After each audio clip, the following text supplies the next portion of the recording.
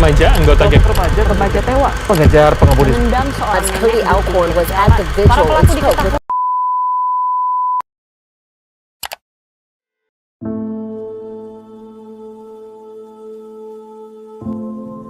Pemuda merupakan generasi penerus peradaban.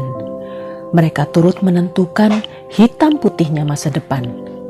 Namun sayangnya, jika mengamati kehidupan generasi muda saat ini akibat gerusan kehidupan sekularisme kapitalistik, maka tampaklah beragam kerusakan yang tanpa mereka sadari telah menjauhkan diri mereka dari tujuan hidup yang hakiki.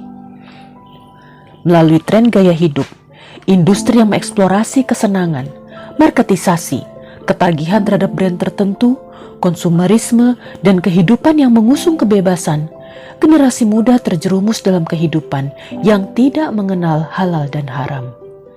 Nah, kalau ini bacaannya apa bang? Nah. Oke, nah. Kalau ini bang? Tahun yang lalu bang ya mas. Ini bang? Wa inna laka lala ila lajran khayra nun. Benar ya? Nun. Masya Allah. Jadi agak memang sedikit terbata-bata bang ya, maklum karena 2 tahun yang lalu terakhir baca Quran ya bang ya. Afala yattadabaruna Qur'ana wa inna laka la laj Baca aja. Enggak tahu yang ini. Mau nanya nih, kapan terakhir kali main sosial media kayak Instagram atau YouTube? setiap hari. Berarti barusan buka ya. Berapa kira-kira waktu yang dipakai dalam sehari untuk buka sosial media? Pulang sekolah terus malam mau tidur gitu. Berarti pas waktu luang ya. Hobi baca novel nggak atau kayak Wattpad atau webtoon gitu? Enggak kak. Enggak. Kalau baca buku pelajaran? Kalau ceritanya bagus sih mau kak. Sering baca itu. Kalau ceritanya bagus. Iya, kalau enggak ya enggak. Kalau mengkhatamkan Al-Quran kapan terakhir kali? SD kelas 6. SD kak. Kalau membaca Al-Quran kapan terakhir kali?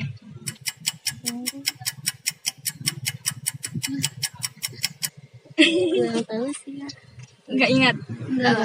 Berarti sehari-harinya belum nggak ada baca Al-Qurannya? Jarang. Lebih sering mana megang HP daripada megang Al-Quran? Megang HP. Megang HP. Ya udah. Terima kasih ya, Dek ya.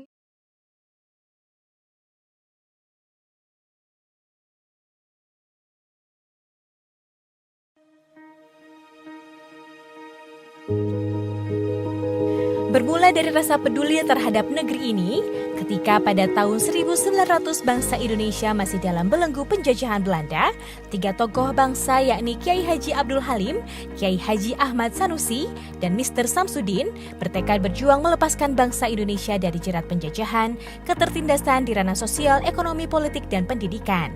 Dari spirit revolusi ketiga tokoh tersebut, lahirlah Persatuan Umat Islam atau PUI di Bogor sebagai sebuah organisasi yang bergerak di bidang dakwah, pendidikan, dan ekonomi. PUI hadir dari 2 perhimpunan besar. Pertama, Jam'iyah Hayatul Qulub berdiri tahun 1911 di Majalengka. Kedua, Al-Ittihadiyatul Islamiyah yang berdiri pada tahun 1931 di Batavia Sentrum atau kini Jakarta. Dan selanjutnya berpusat di Sukabumi pada tahun 1934 agar tercipta iklim sinergis di antara bangsa Indonesia dan meminimalisir pertentangan di antara umat Islam. Kedua perhimpunan tersebut kemudian mengadakan fusi di Bogor pada tahun 1952 dan lahirlah PUI.